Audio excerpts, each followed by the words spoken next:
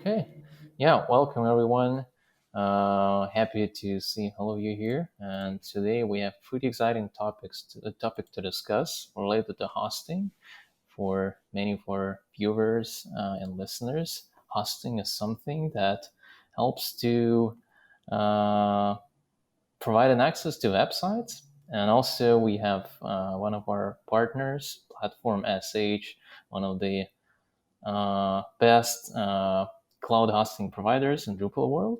And today we're going to discuss hosting, how it's important for business, and any and other interesting questions. So I'm Alex Shadrov. I'm CEO and Director of Business Development at 5Jars. We are international design, web development, and strategy agency.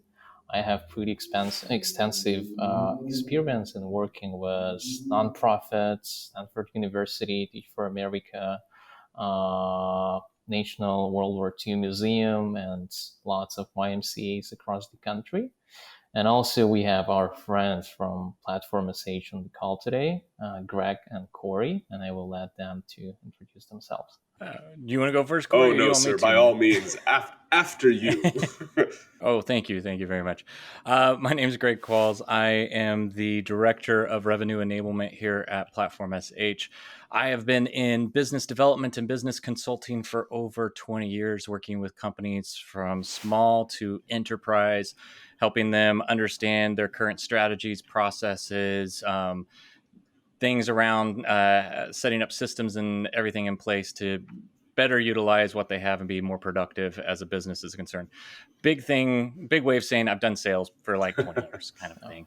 But now at Platform SH, I'm taking what I've learned as far as helping companies do that, bringing the value into those conversations and teaching others here how to do just the same.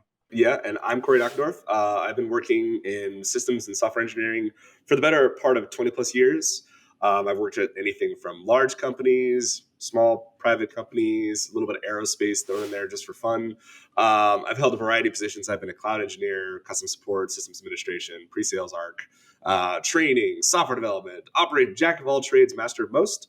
I'm currently the strategic architect here at Platform SH, where helping sales and customers come together and answer a lot of their technical business needs. All right. Yeah.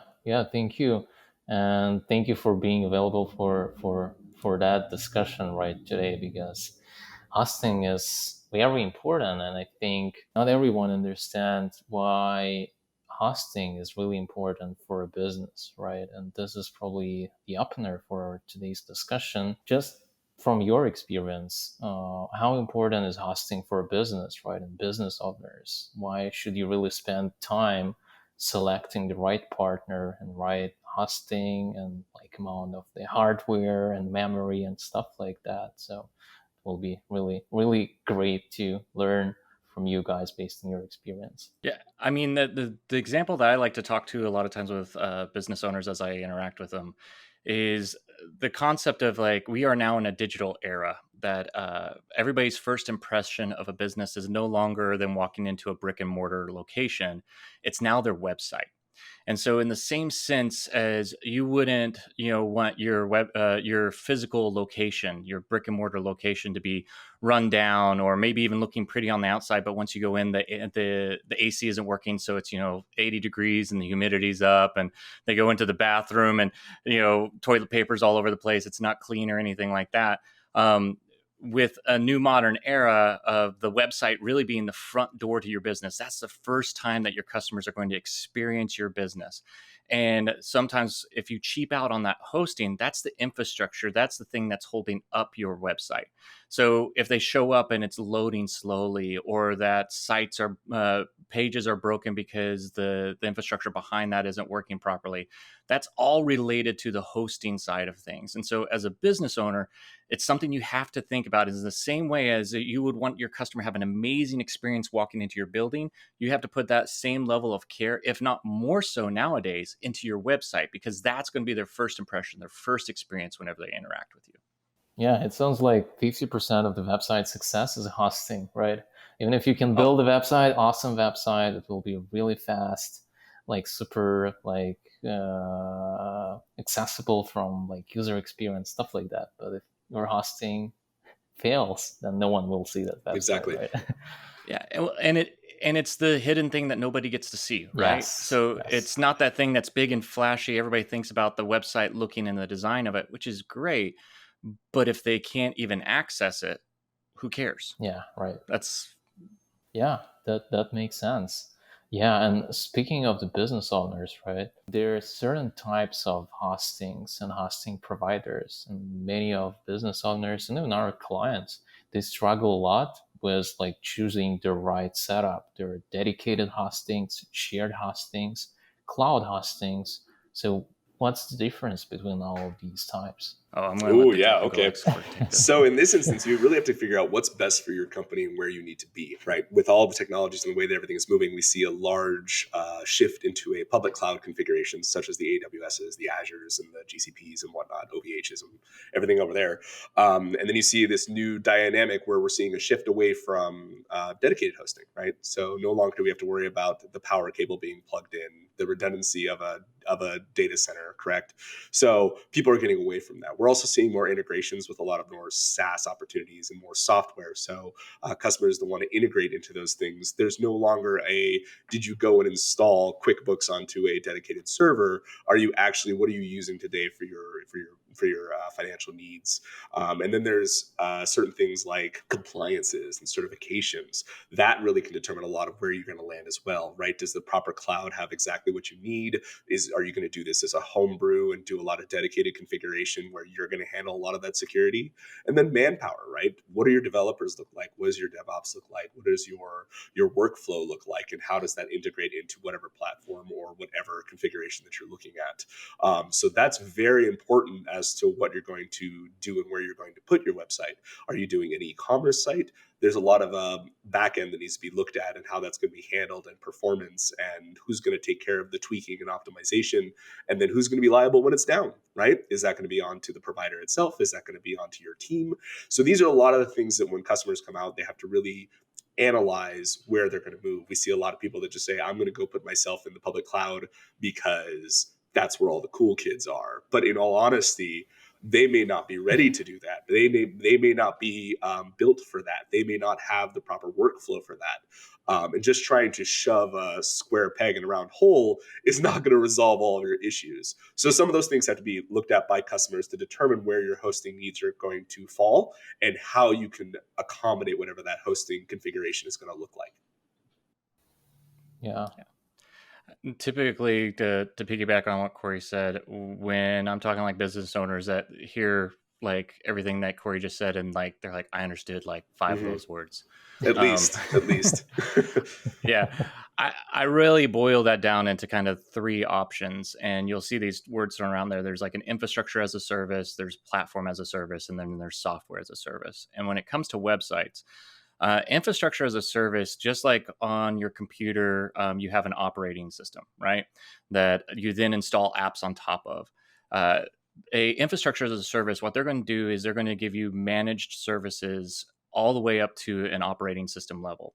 So whether that's on a dedicated, like Corey was saying, like a physical server that you could go in and touch kind of a thing, all the way up to what we call the cloud, which is this magical thing up there. Infrastructure as a service has said, hey, we're going to manage everything up to that operating system level, and then everything else beyond that is on you. Well, as you get into building websites and working with agencies to build your websites, you'll find out there's a lot that goes on top of that there's a lot more to go. And I like to explain the other side of it, which is software as a service. So that is all the way to the far side of it, where they say, hey, we're going to manage everything for you all the way to the final website.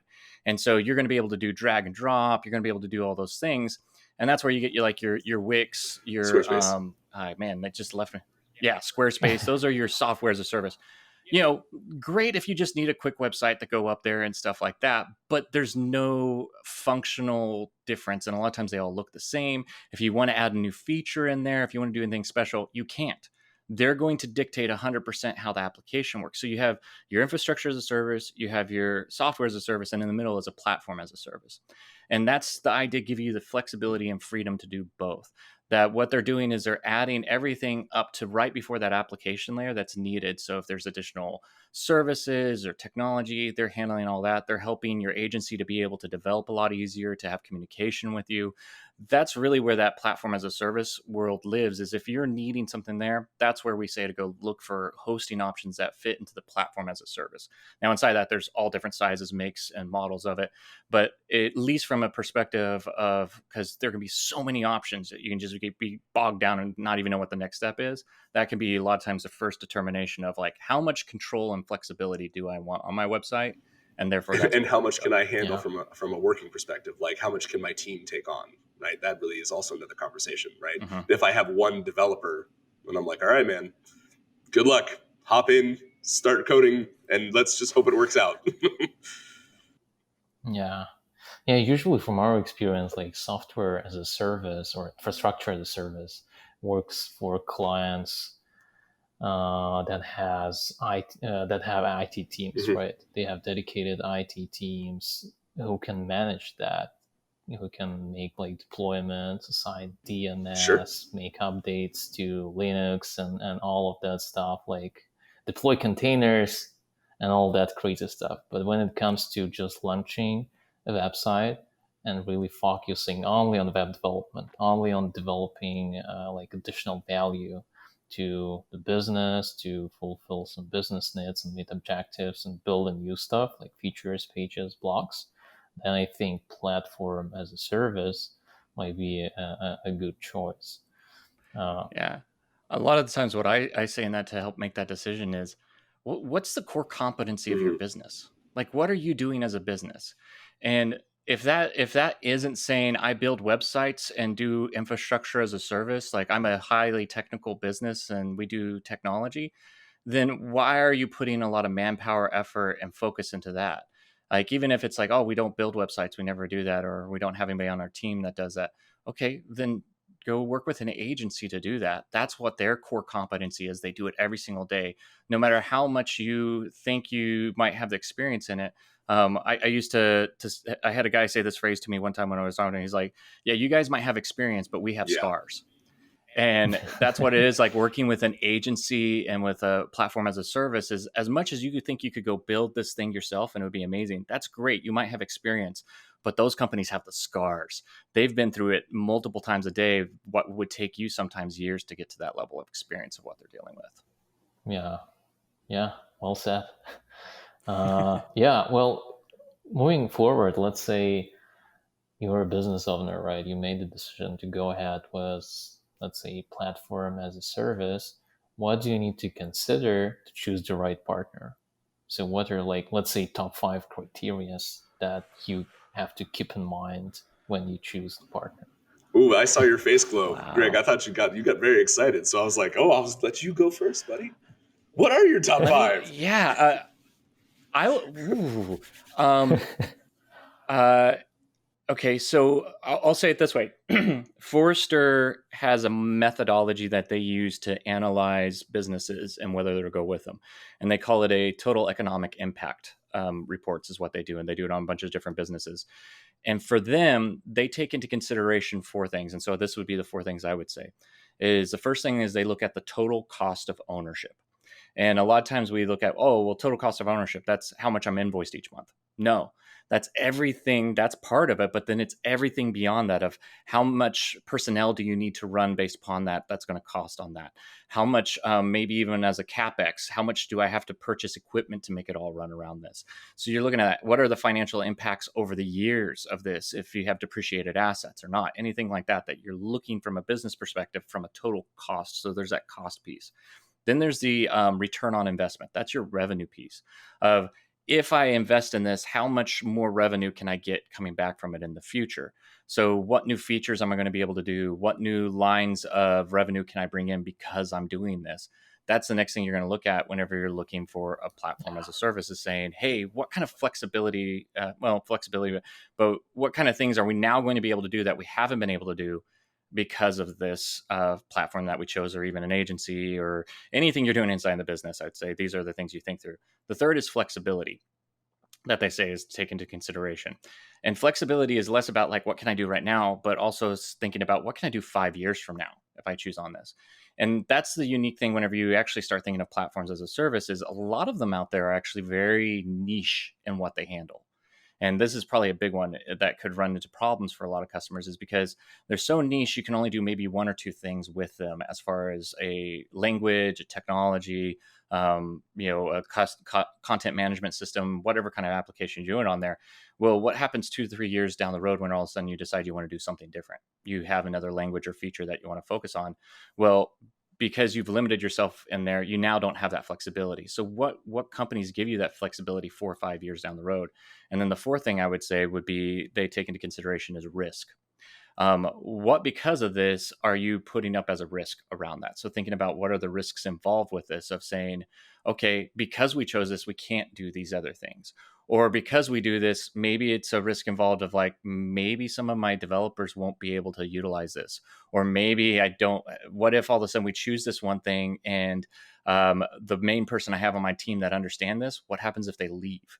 There's always the term, the hit by a bus term, right? Like, what if they get hit by a bus? Yep. Which I like to modernize that now and say, what if they make it with cryptocurrency? Yeah. Like, and they decide to leave the company. Dogecoin goes to $1 billion. We've had that happen. You quit. That's weird. That's a positive way of looking at it. Yeah. This, right? Yeah, I don't like the hit by a bus. I don't want to It start really fast.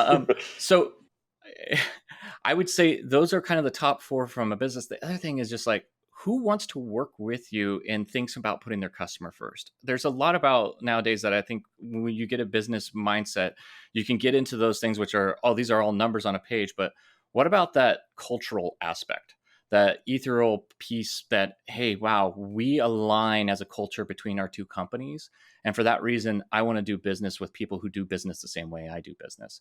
And so that'd be a lot of what I'd say from a decision standpoint you want to look into. Interesting. Corey? No. Hey, so like that all sounds great. That's awesome. But let's talk about the guys that are in the trenches and what we care about. Because I understand from a business perspective, I get the cultural thing. There's a couple things that we align on, but from a technical perspective, it's a little bit more specific, right? So one, requires minimal development. All right. We live in a world of pre-built and pre-coded features, whether it's security tools, search, directory services, just simple workflows. Most of this stuff is easy. GitHub just released their new automation so that it literally writes code for you. So like there's ways. So there's ways that, I mean, developers shouldn't have to do as much anymore. We're not sitting there writing thousands and thousands of lines of code to recreate the wheel. A lot of this stuff is pre-built and pre-coded, and we can just grab that and put that in and use those tools. So minimal development is very good because PaaS Cloud, it assists with that because you'll have multiple applications and tasks and pre-built functionalities that you can just shove in there and it'll just work. So rather than hiring more staff with a more new skill set, you can just plug that in. Reliable options for remote teams.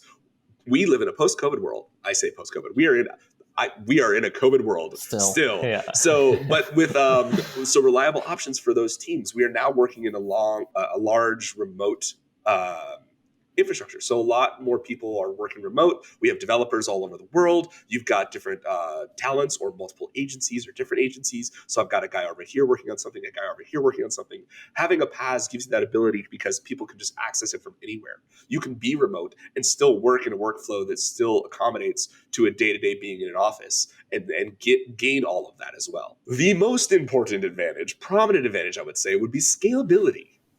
100%. PaaS offers that scalability, that growth. Like Greg, like you said earlier, like what are you going to look like in 5 years? What is that going to look like? Is your PaaS provider going to be able to scale with that? Are they going to be able to adapt and evolve and have the pieces and tools that you need to become a better website application, PWA, or whatever you're using these days? That's very important. Also, downsizing. What happens when you downsize and say, hey, this project doesn't need to be that big. Let's start scaling back. Do you have the backwards compatibility to be able to scale down? These are things that you really have to consider. Cross-platform development. That's a big one. I should be able to do this across everything. Different applications, different frameworks, different services. I should be able to do as many of those as humanly possible without just being, as we said earlier in the conversation, pigeonholed into a single option. That my guardrails are so tight, you can do one thing and one thing only. I should have the ability to build what I want when I want. And then to your point, Greg, cost efficient development, right? Having a PaaS cloud makes way more sense. You can do a pay as you go, you can do upfront costs, you can do anything, but manage that billing with what you're utilizing rather than just like a prepackaged deal, basically. And then controlling those expenditures as you turn stuff on and turn stuff off. So those would be the 5 that I would say are most important for like from the developer standpoint. Yeah, yeah. Thank you for sharing that. I think in addition, I would also add like support Oh and yeah. SLA and all that stuff, right? It's really important when you build a website for us as for agency, it's really important to build like awesome website, right?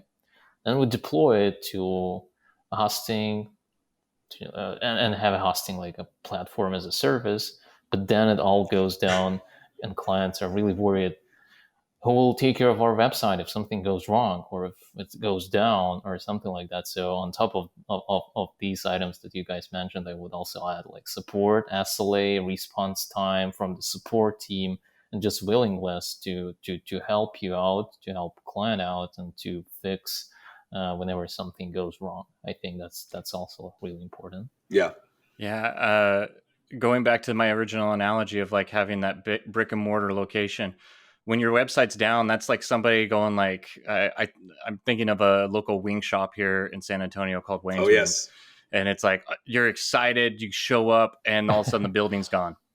Like, Oh you yeah. might not have a chance to ever get that customer back again. It's funny you mentioned that. So we have a taco truck like down the road, and it's closed on Taco Tuesdays, which is weird to me because I'm like, it's Tuesday. This should be like your most prominent day for Taco Tuesday, and they're closed. And I'm just distraught on Tuesdays, and I was like, well, I guess I just won't get tacos today. And this is just a little, you mentioned SLAs, so this is always one of my little soapboxes I get on, is every PaaS offering or infrastructure service, anybody that they're going to have some form of like, oh, here's our, and from SLA, that's we're using those terms on it. It's like a guarantee around the wording of it. I think it's standard legal agreement or something like that. Yeah, service legal agreement. Yeah, Yep. service legal agreement. Basically what it is, it's a promise. And everybody will throw up numbers like, oh, you get with us 99.9% uptime or 99.99% uptime. Or I think if you go to AWS, I think they go all the way like 5 or 6 or 7 nines or something insane like that. What do they mean by that? Because remember, we talked about those different layers inside of like an operating system, an app, software, everything on that. What are they actually promising behind that? Is it just saying like, oh, well, the network's going to be up, but we're not guaranteeing that your site will be there? Or are they saying all the way like, no, we're guaranteeing if somebody comes to your URL, to your website, 99.9% of the time, they're going to be there. And going from there. So it's better to dive into those because people like to, it's marketing, right? Everybody's just going to throw out numbers and it's like, ooh, this one's got more nines. They must be better. Well, what are they actually guaranteeing? I get all the nines. You got to give me all the nines. Well, this also becomes another conversation with infrastructure as a service, right? Is that there's certain a disadvantage to that because you're almost guaranteeing in we'll say in a Windows world or like a Linux world, right? So you need to do an update or you have to there's a security patch or something. You have to manually do that yourself. Guess what? You are literally guaranteeing yourself downtime. Like it's going to happen.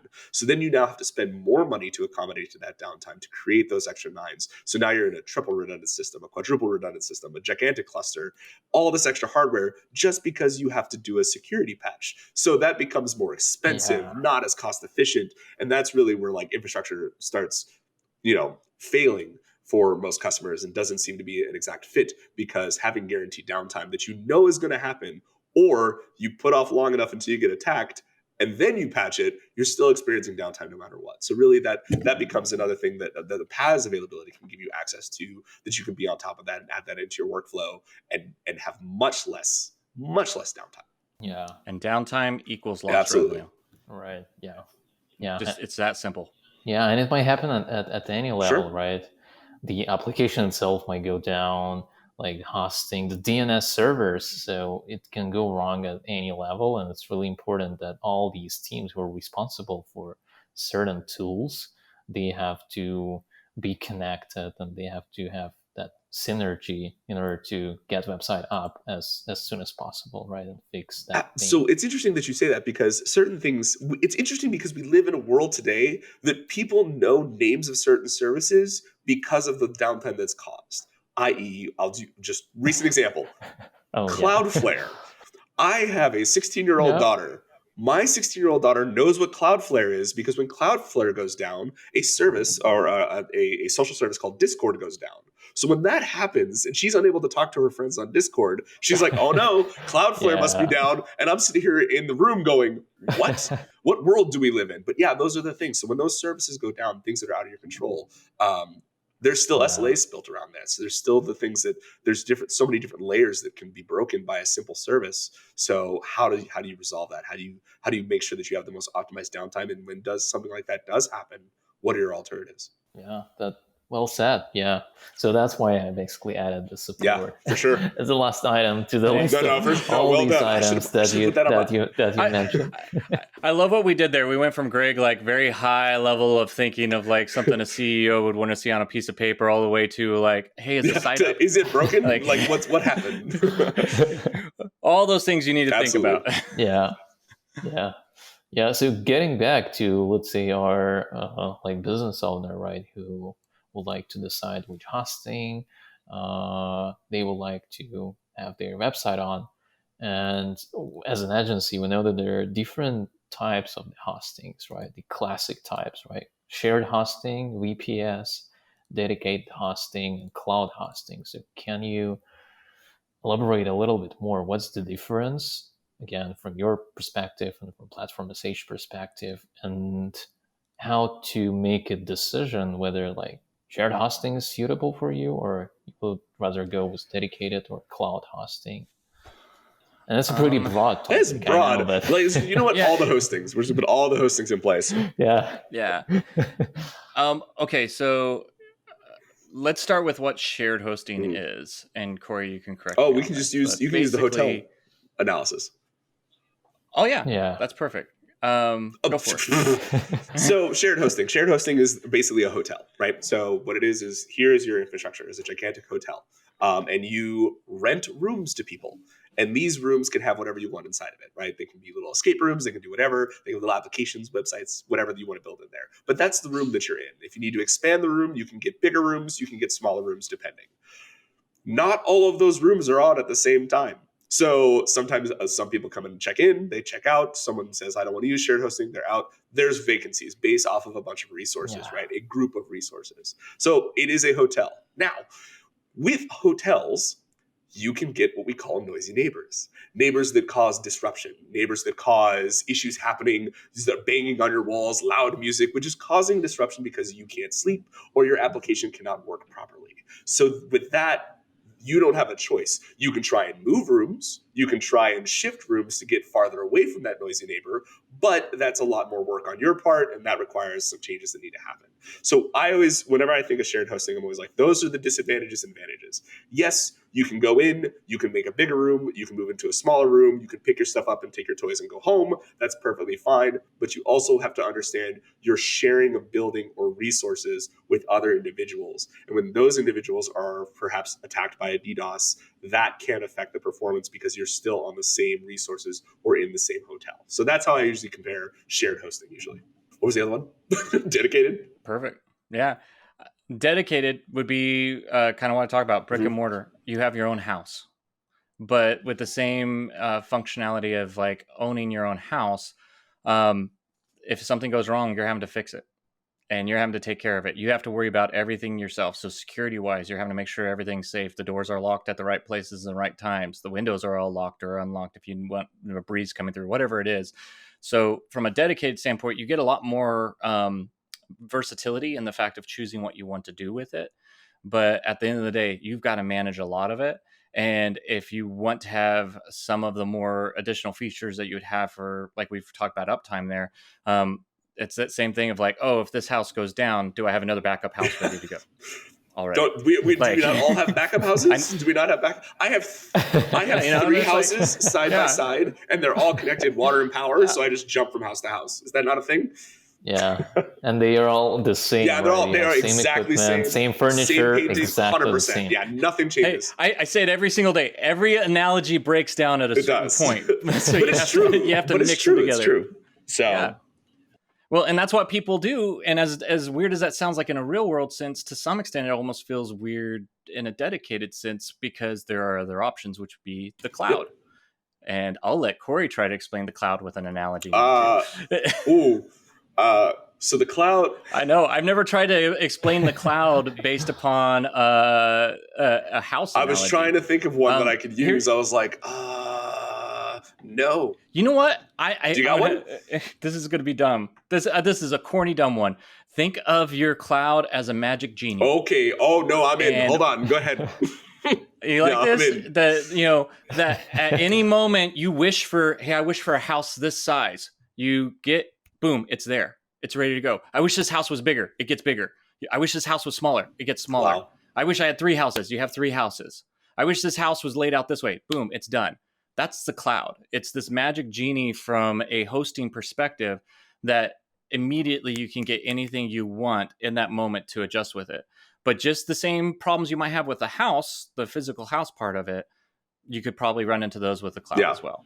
And so thinking between those 3 options, then that's what you have to fill with is, and as you walk through each one of these, they all have different cost points with them too that come along with it. So it's taking that into consideration of like, what level of flexibility, what kind of cost do I want to? So shared hostings tend to be really cheap. But in the same sense as going to a hotel, yeah, that's more affordable probably for that one day as to a business, but you're also presenting yourself that way in a shared hosting situation. You could run into the problems around that and that. Dedicated, you're going to have a lot of that hands-on ability to make it exactly the way you want. But then when you get to the cloud, that's where you get all this flexibility, scalability, options, features, everything that happens. Hosting is just real estate, guys. Did you not know that? Is that yeah. It's all 100%. It is. Yeah. Well, that's awesome. I love your examples so much. They're really it's simple. Real estate for your virtual experience. Yeah. Well, there's a tagline there. There's a tagline there for sure. They're somewhere in there. We've got another business going on here at some point, guys. We'll make this happen. Yeah. Well, getting back to our, let's say, business owners, right? We haven't really discussed different needs, right?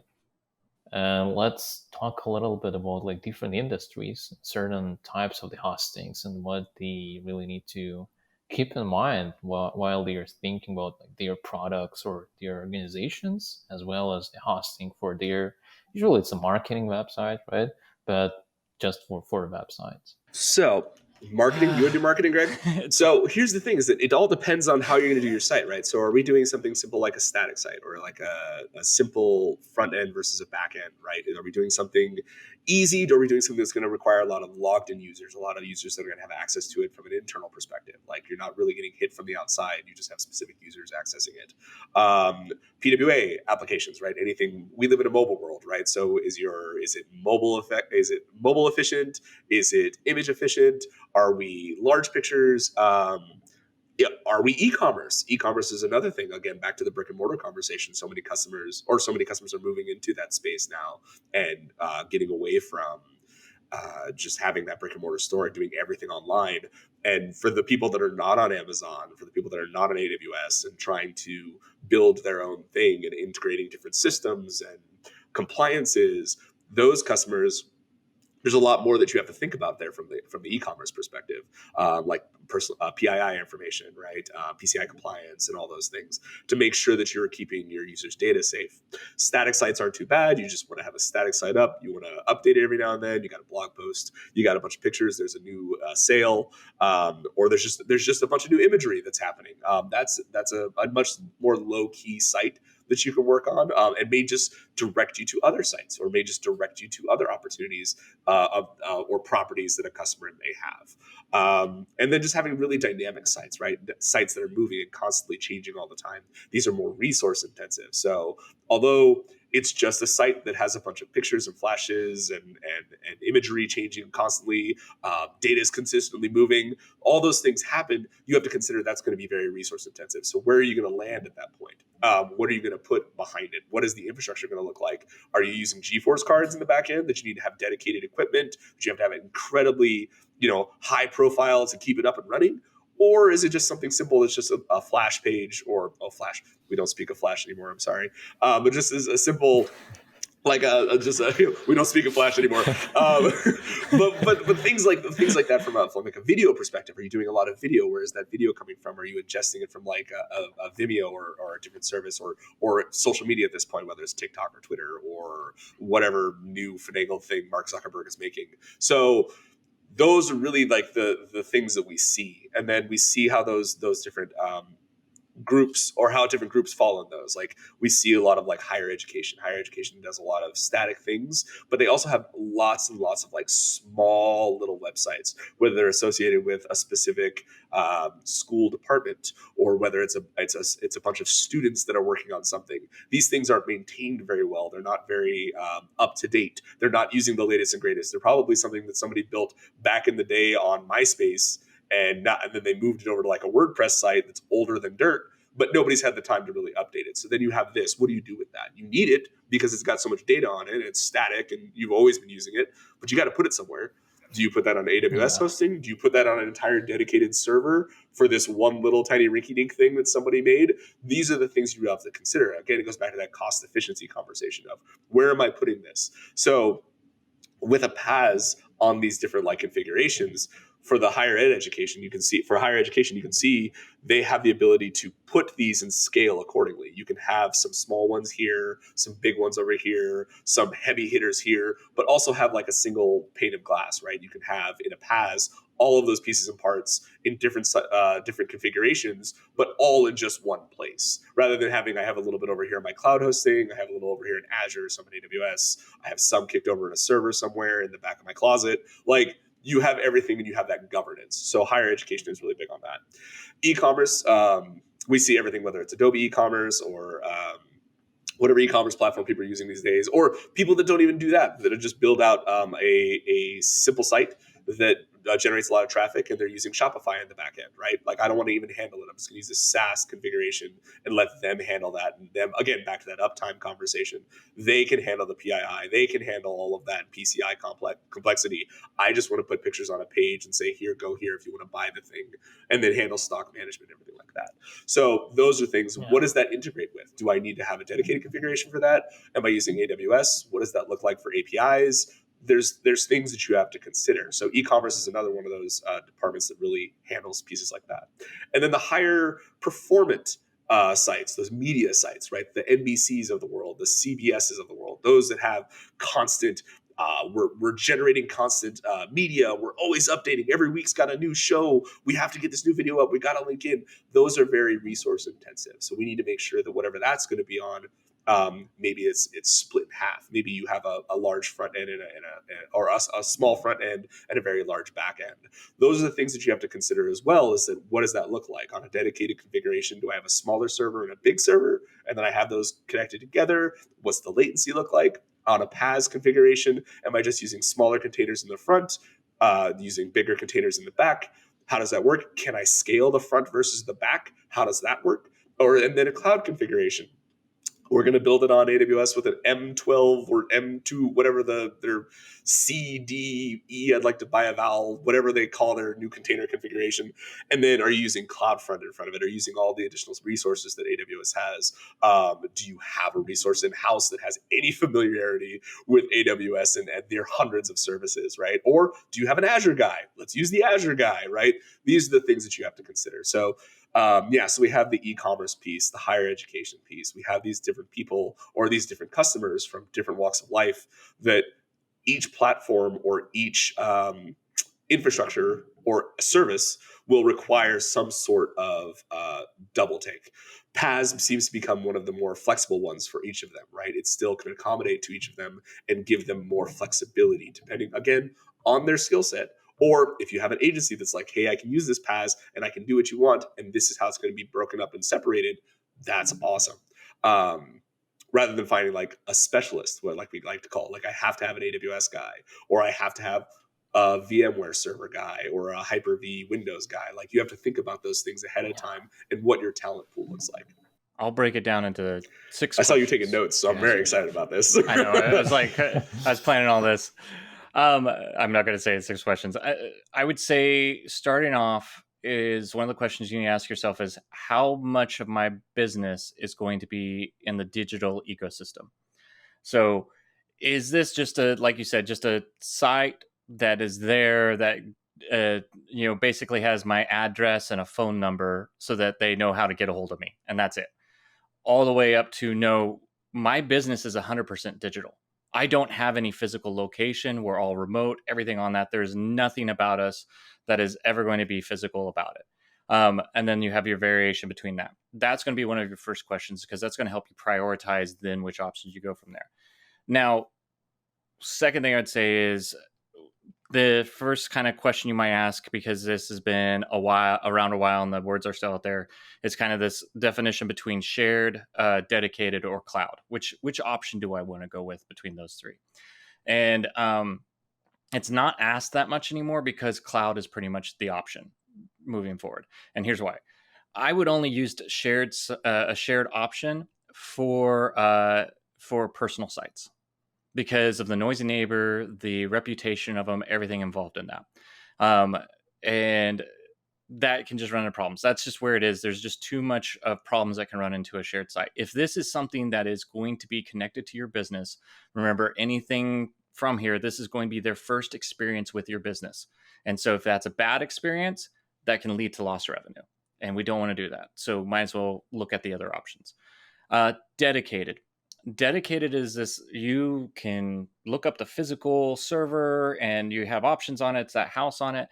Really, the only time I would say that you need to do that is for one of two options. One, you already have the dedicated hardware, so just keep going with it because you put the expense into it. Might be into that, which we would then talk about, opportunity costs and whether that's really worthwhile to keep going that route. But still, I would say if there's software that you're wanting to use, it's not about a website, it's about a software, and you need to have that operating system level access to do it, then that's where you need to look into maybe dedicated on there. But beyond that, honestly, with cloud infrastructure being available nowadays, like I said, it's a genie. You get to ask for whatever you want. So why would you do something where you're then locked into it because it's dedicated? You're locked into it till you're done with that contract or anything else.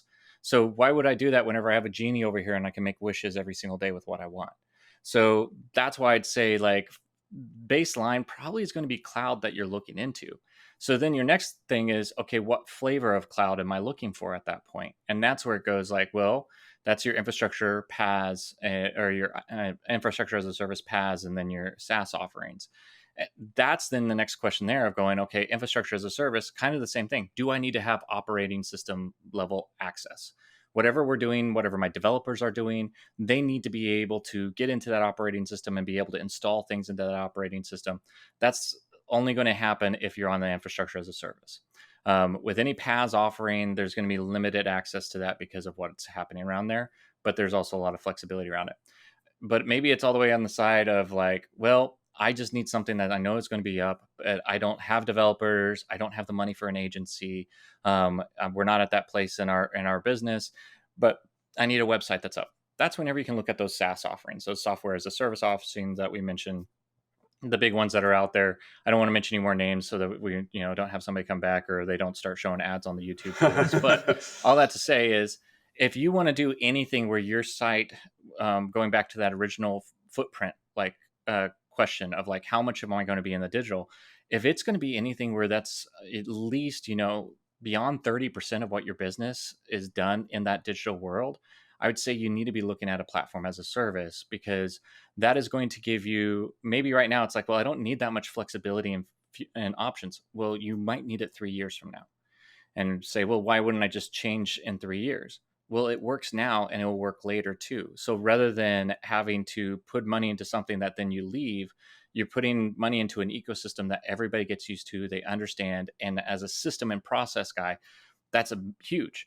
The less systems you have, the less processes you have, the more streamlined you are, the more productive you are, the more money you make.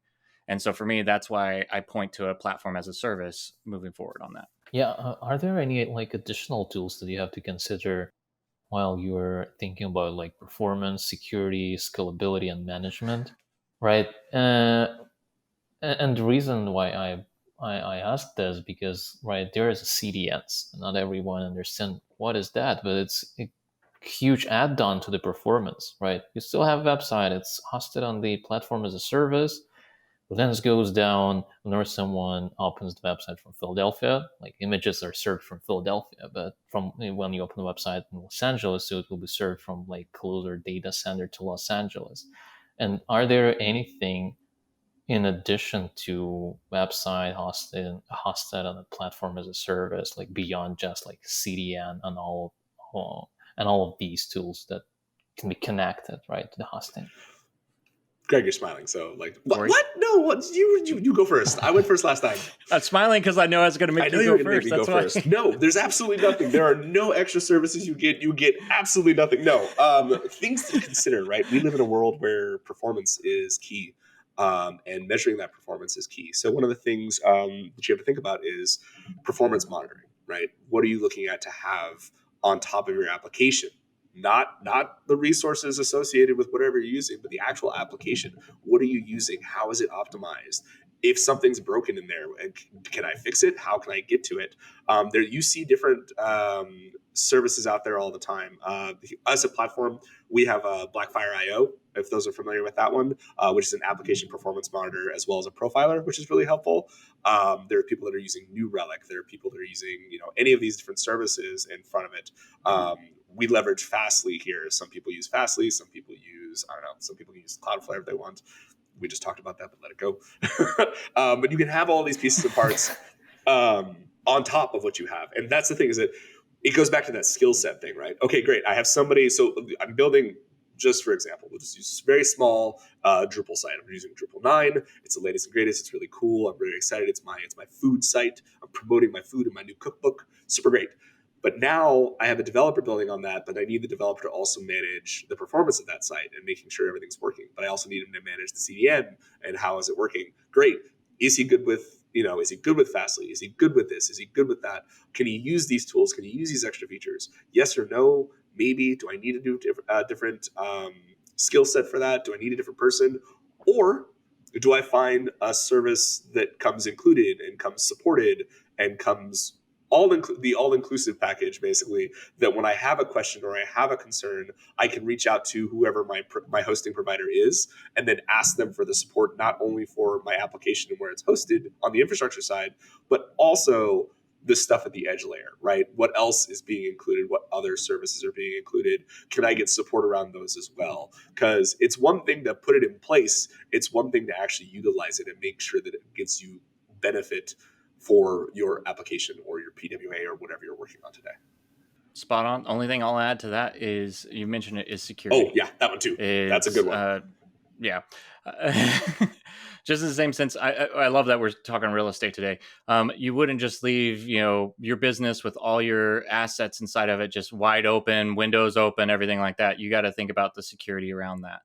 And at the end of the day, security is always a moving target. There's never just one perfect solution that is going to answer security. So with that, you just have to think about what we talk about is a security journey, where you are on that journey to how secure you need to be. Once again, that's that same, how much of this is a digital footprint for your business. So the more it is, you probably need to have more security around it, because all it takes is somebody being in there. And then the next thing you know, you're the one that's having to send out emails to all your customers saying, hey, sorry, we had a security breach. Your information got out. Because that, please don't sue me. Please, please, please, please, please don't sue me. And it's one of those things that you have to think about, is all the different add-ons. We could talk about firewalls. We could talk about monitoring. We could talk about log. We could talk about all the different levels of compliance that you might need. But really, it's something that security is so important. It's not something that's like, oh, I'll just DIY this. I'll just figure this out myself. If you're saying those words, I will DIY means I am liable, is what that means. Yes. Like, whose fault is it? It's the guy that said he could do it. That's whose fault it is. Yeah. And that goes back then to like what Alex was saying, is about the support piece of it. Security is a form of support for your website. And so it's saying, okay, how is my site? Who's responsible for security in this, and making sure that you take care of all those things. And that's why whenever you look at hosting, is asking that question of your hosting provider of, well, what level of security do you have, and up to what level are you responsible for security, and what up to what level am I responsible for security? Because every hosting is going to do what they call a shared security model, where they're responsible for some level of security and you're responsible for another level. If something happens here, okay, we'll be at fault, we'll take the responsibility for it. But if something happens over here, that's your fault, your responsibility. Our hands are clean and we don't have to do anything with that. Yeah, if you have like a website hosted on platform as a service, you have all these great add-ons. Then it also goes to the environment, and I know, guys, that you have some initiatives related to like green hosting. And if you can share like briefly what is it, because before 2022, to be honest, I've never heard about something like Really? that, right? Okay. Green hosting. We always wanted to have more hardware, right? So our website will be faster. Sure, absolutely. That's it. That's all what we want. So tell us more about this. Yeah, it's interesting. So, like I said, I've been doing this for 20 years. The first 7 years, I worked for a logistics and transportation company, a fairly large one, 3 letters in the name. My drivers might wear brown clothing. I'm not going to mention them. Wow, but that's anyways, very specific. yeah, just randomly on that. Anyways, and I remember being new to that business, and it was right whenever the conversation as far as transportation and logistics was starting to talk about green. Like, hey, is this sustainable? Is this green? Because, we have all these trucks driving around, we have all these things happening. And with that company, they really started saying, okay, what initiatives can we do to become more sustainable, to become greener? And then as a person that was going in and doing business consulting for that, that started being conversations we had with our customers at that point. And I feel that's where we are starting to be in the journey whenever it comes to now the digital era, as far as hosting and infrastructure is concerned. Is, yeah, it's just going, because this is hosting in sense has only been around since the 90s to some extent. So we're just now going like, okay, wait a second, what's the environmental impact of this? Maybe somebody should stop and check the things going on. Right. Everybody stop. Everybody look. Hold on. Hey, what's going on here? Because we have like more CPUs, more memory, like every day, right? Every day we have more of that stuff. Yeah, and that used to be the thing with transportation before it was a realization of the environmental impact. It was just like, oh, bigger trucks, spewing more gas and spewing more clouds and everything like that, before somebody started going like, hold on, maybe sending a truck with just one package out to deliver it isn't as beneficial as maybe putting all the packages in one place, kind of thing. Yeah, so doing that kind of deal. So that's where we are now, is now from there's a few of us out there in the industry that do the hosting, that do DevOps, that do platform as a service, infrastructure as a service, all that are starting to ask that question of like, okay, what's the environmental impact of what we're doing and how can we be better at it? And if that's something that you're looking to do as a business, that's going to be something to start taking initiative and looking at it. Now, the interesting thing to think about the green initiatives and people want to be green, there's the term that's out there is like, well, do you want to just be painted green, or do you actually want to be green to the core? And so there's a lot of companies out there that they just want to be able to have a little leaf on their website or something like that, but they don't really care how they got there. Best example that I've heard of that is there's a very large oil and gas company that has on their website how they're trying to help with the environment and have a better. It's like you're creating fossil fuels that burn. Like, you ultimately are like a thing in this. So it's kind of like that would be one of those. Oh, we're just greenwashed. We're just on the outside painted green, not looking this. Okay, fair. And for some businesses, that's enough. Hey, that's where you are. That's where you're at. And so that might be something where you have to do a little bit of research of like, are they actually doing this? Or you have to look for the companies that are actually saying, no, this is who we are as a business. This is what we do. We actually have, C-level people inside of our company that focus on this as an initiative. It's on the board. It's happening on there. And what they're actually doing to do that. How are they impacting that as far as density and where they host in certain regions versus other ones because of what the power is behind that? So if you host in one data center in one region, they're burning coal to provide the electricity for that data center. Whereas if you post it in another one, they're using all solar power to host that there. So it's thinking through those things of like, oh, well, yeah, we're green. Well, what are they doing? Oh, we just give a bunch of money to do carbon footprint offsets. Okay. Is that really a green company?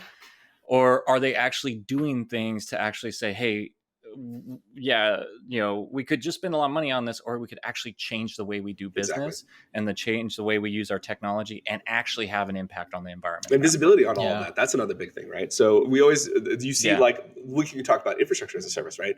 Everybody's like, oh, well, I'm running a very low power server that is optimizing all the energy and it's not running hard and it's good to go. And everybody goes, look how green I am.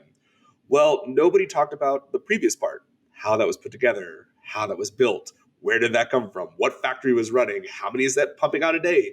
There's a dark history behind those green machines. So that's one of the things that we have to look at, is that, yes, put it racked and stacked and it's running.